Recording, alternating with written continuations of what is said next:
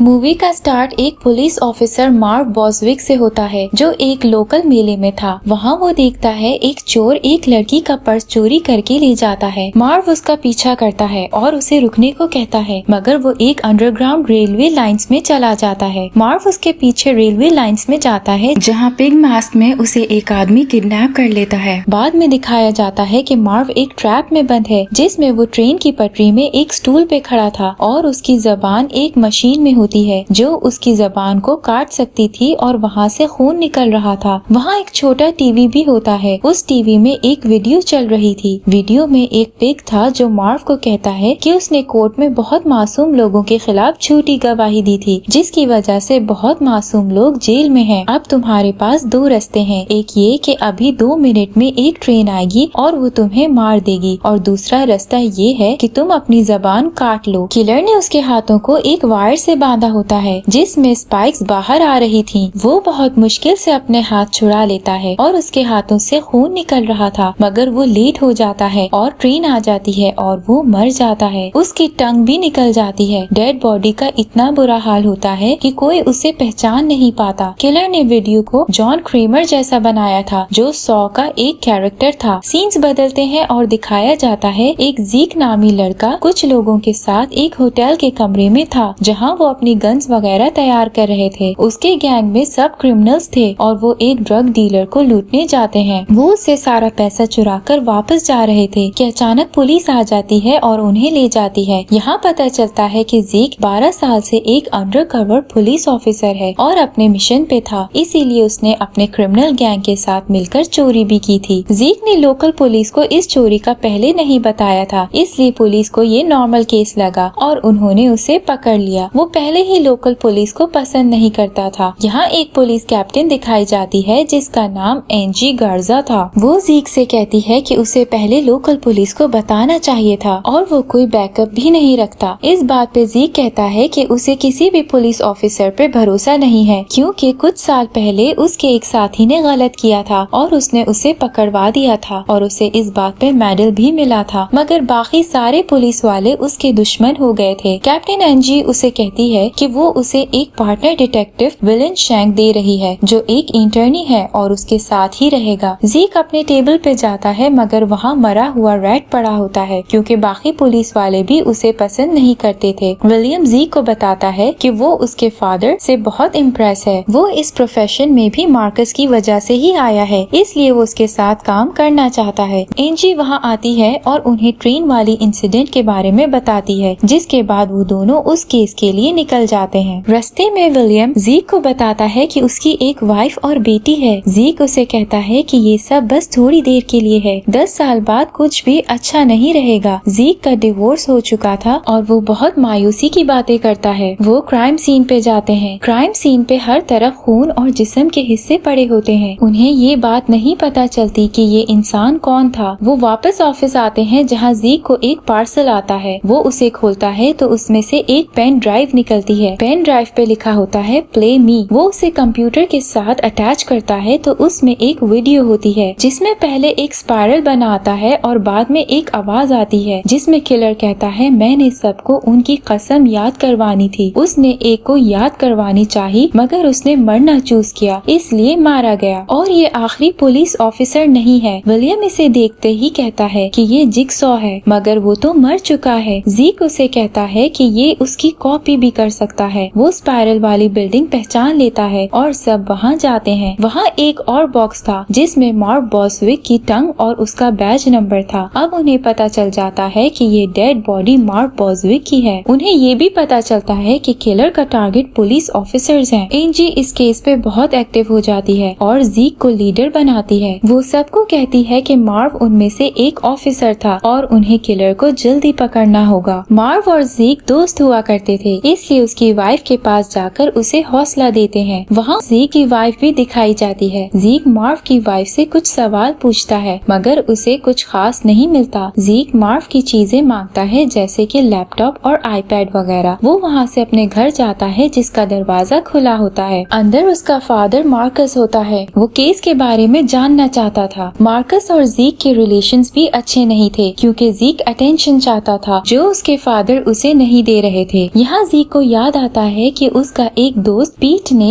एक विटनेस को मार दिया था और झूठ बोला था कि विटनेस ने उसे मारने की कोशिश की है, मगर ज़ीक को पता चल जाता है और वो उसे पकड़वा देता है। वो केस पे काम करने लगते हैं मगर उन्हें कुछ नहीं मिलता। वो जॉन क्रेमर के केस को भी चेक करता है। विलियम ज़ीक से उसका फोन मांगता है ताकि वो कॉल कर सके क्योंकि उसका फोन डेड हो जाता है। दूसरी तरफ मार्कस को गन लिए एक घर की तरफ जाते दिखाया जाता है। सीन्स बदलते हैं और दिखाया जाता है 2 पुलिस ऑफिसर्स फिच और क्रॉस एक शॉप में जाते हैं और वहाँ मार्व का वीडियो देखते हैं जिसमें वो उस चोर के पीछे भाग रहा था। फिच उसे पहचान लेता है कि वो एक ड्रग डीलर था जिसका नाम बेनी था। वो ज़ीक को इन्फॉर्म किए बगैर एक बिल्डिंग में चला जाता है जहाँ वो अक्सर होता था। वहाँ उसे बेनी नहीं मिलता मगर उसे कोई लेटा हुआ इंसान मिलता है। जब वो चादर उठाता है तो वहाँ पिग का मास्क होता है। वो काफी ऑफिसर्स को फोन करता है मगर कोई भी उसका फोन नहीं उठाता। तभी उसे एक पिग मास्क वाला किलर एक ट्रैप में फंसा देता है। वो एक वाटर टब में था और उसकी फिंगर्स एक मशीन में थी जिसका मैकेनिज्म उसके मुंह में था। वो हेल्प के लिए चीख रहा था। वहाँ भी टीवी था जिसपे पिग मास्क वाला आदमी था। सीन्स बदलते हैं और दिखाया जाता है कि ज़ीक विलियम को कॉल करता है मगर वो चार्ली अपने बेटे को चुप करवा रहा होता है। ज़ीक अपने फादर मार्कस के घर डिनर पे जाता है मगर वो उसे वहाँ नहीं मिलता। ज़ीक को फिर याद आता है कि मार्कस ज़ी पे बहुत गुस्सा करता है कि उसने पीट को पकड़वा दिया था क्योंकि इसकी वजह से सब पुलिस ऑफिसर्स उसे पसंद नहीं करते थे। यहाँ वो एक पुरानी पिक्चर को भी देखता है। अगले दिन वो ऑफिस जाता है और वहाँ एक और बॉक्स आता है जिसमें एक पेन ड्राइव थी। अब वीडियो में एक डॉल थी। पुलिस को एक लोकेशन मिलती है जहाँ सब जाते हैं। ज़ीक गाड़ी का दरवाजा खोलता है तो वहाँ एक मरा हुआ पिग मिलता है। वहाँ एक बॉक्स भी था जिसमें फिंगर्स और बैच था जिससे पता चलता है कि ये फिच है। ज़ीक को याद आता है कि कैसे एक दफा वो बैकअप के लिए चिल्ला रहा था मगर कोई नहीं आया। फिच ने उसकी बात सुनी भी थी और वो उसके सबसे करीब था मगर उसने इग्नोर किया क्योंकि वो मानता था कि ज़ीक गद्दार है और उसे मर जाना चाहिए। ज़ीक चोर को मार देता है मगर उसे भी गोली लग जाती है। जब मार्कस को ये बात पता चलती है तो वो फिच को बहुत मारता है। सीन्स वापस ज़ीक की तरफ जाते हैं जहाँ वो फिच की लास्ट लोकेशन पे जाता है और देखता है कि वहाँ उसकी डेड बॉडी है और टीवी भी है। सीन्स पीछे जाते हैं और दिखाया जाता है कि किलर फिच को कहता है कि या तो अपनी फिंगर्स काट लो या पानी में करंट आएगा और तुम मर जाओगे। फिच ये काम टाइम पे नहीं कर पाता है और करंट की वजह से मर जाता है और उसकी फिंगर्स भी कट जाती हैं। वो क्रॉस की मदद से एक ड्रग डीलर के पास जाते हैं और उससे पता चलता है कि बेनी मर चुका है। ज़ीक को लगता है कि ये कोई जिक्सॉ किलर नहीं है क्योंकि वो पुलिस ऑफिसर्स को नहीं मारता। ये कोई पर्सनल दुश्मनी थी। विलियम उससे पर्सनल दुश्मनी का पूछता है तो उसे पीट याद आता है जिसे उसने जेल भेजा था। वो पीट के पास जाता है। अब वो चर्च में एक कम्युनिटी सर्विस कर रहा था। वो अपनी गलती मान जाता है और कहता है कि आर्टिकल 8 की वजह से सारे बेकाबू हो गए थे। वो मर्डर के वक्त चर्च में ही था। उसके पास एक विटनेस भी था तो वो किलर नहीं था। वो घर जाता है मगर मार्कस अभी भी नहीं होता। वो उसे वॉइस मैसेज भी भेजता है मगर कोई जवाब नहीं आता। अगले दिन विलियम पुलिस स्टेशन नहीं आता और ज़ीक को एक और बॉक्स मिलता है जिसमें पिग मास्क की बॉडी पे टैटू वाली स्किन, एक टिन कलर और लेटर मिलता है। लेटर पे लिखा था कि जब तुम किसी को बचा रहे होगे तो मैं तुम्हारे बॉस को पकड़ लूंगा। वो स्किन भी विलियम की थी। वो एक शॉप पे जाते हैं जहाँ वो मार्कस के साथ जाता था। वहाँ उसे एक डेड बॉडी मिलती है जिसकी स्किन उतरी हुई थी। वो बहुत चिंतित हो जाता है। वहाँ मीडिया में भी जिक्सॉ किलर की बातें होती हैं जिसे एनजी कंट्रोल कर लेती है। ज़ीक गाड़ी में जा रहा होता है तभी उसे वायरलेस पे मैसेज मिलता है कि एक और पुलिस ऑफिसर को मारा जाने वाला है। उसे एक पिग मास्क वाले ने नाइफ से मारा है। उसे मार्कस का मैसेज भी आता है कि वो एक पुराना केस खोले। ज़ीक को ये बात झूठी लगती है और उसे लेटर वाली बात याद आती है। वो स्टेशन की तरफ भागता है। वहाँ एनजी एक पुलिस ऑफिसर ओब्रायन को बताकर नीचे आर्चीव सेक्शन में जाती है जहाँ वो ट्रैप हो जाती है। किलर उसे बेहोश करता है और उसकी स्पाइन को एक सौ यानी आरी पे रखता है और उसके मुंह पे एक कपड़ा रखता है। अब एक रिकॉर्डर होता है जिसमें किलर उसे बोलता है कि तुमने बहुत से केसेस को कवर किया है जिसकी वजह से बहुत से लोगों का नुकसान हुआ है और तुम कभी किसी मासूम के लिए आगे नहीं आई। या तो तुम स्पाइन दबा दो ताकि वो कट जाए या फिर तुम्हारे मुंह पे गरम वैक्स गिर जाएगी। एनजी इसे टाइम पे पूरा नहीं कर पाती और उसके मुंह पे वैक्स गिर जाती है और वो मर जाती है। सीसीटीवी फुटेज में भी 13 मिनट्स की वीडियो गायब होती है। वो सब के अकाउंट चेक करते हैं तो पीट का अकाउंट एक्टिवेट था, मगर ओब्रायन को मार्कस पे शक होता है क्योंकि उसका अकाउंट भी एक्टिव था और वो गायब भी था। इस बात पे ज़ीक और ओब्रायन में बहस भी होती है। ज़ीक पीट से मिलने जाता है मगर वो भी किडनैप हो जाता है। फ्लैशबैक दिखाया जाता है कि मार्कस किलर के हेडक्वार्टर पहुंच जाता है जहां बहुत स्पाइरल की साइंस होती हैं, मगर किलर उसे भी किडनैप कर लेता है और उसके नंबर से एनजी को मैसेज करता है। सीन्स बदलते हैं और दिखाया जाता है कि ज़ीक के हाथ बंधे होते हैं मगर वो पिन की मदद से उन्हें खोल देता है। वो पीट को देखता है जो बंधा होता है और उसके पीछे एक मशीन होती है जिसमें शीशे की पीसेस जा रहे थे और बिल्कुल क्रश होकर बाहर आते हैं और सीधा पीट की कमर में लगने वाले होते हैं। पीट की कमर पे एक रिकॉर्डर था जिस पे मैसेज था कि पीट ने एक मासूम की जान ली थी। अब ज़ीक पे है कि वो की ढूंढकर इसको बचाए या मार दे। ज़ीक की ढूंढ लेता है और उसे बचाने जाता है मगर उसको बहुत पीसेस लग जाते हैं और पीट को तो वो बहुत जोर से पहले ही लग रहे थे। ज़ीक उसके हाथ तो खोल देता है मगर फिर भी पीट मर जाता है। वो बाहर आता है तो उसे विलियम मिलता है जिसे देखकर वो बहुत शॉक होता है। विलियम एक्चुअली उस विटनेस का बेटा था जिसे पीट ने मार दिया था। उसने पीट को मारते देख लिया था मगर वो ज़ीक के कहने पे चुप रहा था, वरना पीट उसे भी मार देता। वो कहता है कि वो जॉन क्रेमर से बहुत इंस्पायर है और इसलिए उसके तरीके से मर्डर भी करता था। वो स्किन भी उसकी नहीं बल्कि बेनी की थी और उसके कोई बच्चे भी नहीं थे और उसने ही मार्कस को ज़ीक के मोबाइल से मैसेज करके बुलाया था और उसे किडनैप कर लिया था। अब उसे एक पार्टनर की जरूरत थी और ज़ीक से अच्छा पार्टनर उसके पास नहीं था। वो ज़ीक को पार्टनरशिप ऑफर करता है और ज़ीक उसे मान जाता है क्योंकि उसे अपने फादर मार्कस को बचाना था। विलियम ज़ीक को टेस्ट करने के लिए 911 पे कॉल करके कहता है कि यहाँ शूट आउट हो रहा है और शूट करने लगता है। वो ज़ीक को एक गन देता है जिसमें एक ही बुलेट थी। वो उसे एक कमरे में ले जाता है जहाँ मार्कस को ट्रैप किया होता है और उसका बहुत खून भी निकल चुका होता है। अब उसे या विलियम को मारना था या अपने फादर मार्कस को बचाना था क्योंकि गन में एक ही बुलेट थी। विलियम ज़ीक को बताता है कि उसके फादर मार्कस ने ही आर्टिकल 8 बनाया था जिसमें वो इनकाउंटर कर सकते थे और इसलिए उसका फादर भी मर गया। ज़ीक अपने फादर को चूज करता है और ट्रैप पे गोली चला देता है और वो बच जाता है। वो विलियम के पीछे भागता है और उसे बहुत मारता है। गोली की आवाज से सारे ऑफिसर्स उस तरफ आ जाते हैं और दरवाजा तोड़ने लगते हैं जिसमें एक वायर लगी थी। वो वायर भी टूट जाती है और मार्कस फिर हवा में लटकने लगता है और उसके हाथ में एक नकली गन भी आ जाती है और वो पुलिस की तरफ पॉइंट आउट करता है। पुलिस ये देखकर बगैर सोचे समझे उस पे गोली चलाना शुरू कर देती है और मार्कस मर जाता है। ज़ीक ये देखकर बहुत चीखता है मगर कुछ नहीं कर पाता। विलियम बच जाता है और उसे चुप रहने का इशारा करके लिफ्ट से चला जाता है। मूवी यहीं खत्म हो जाती है।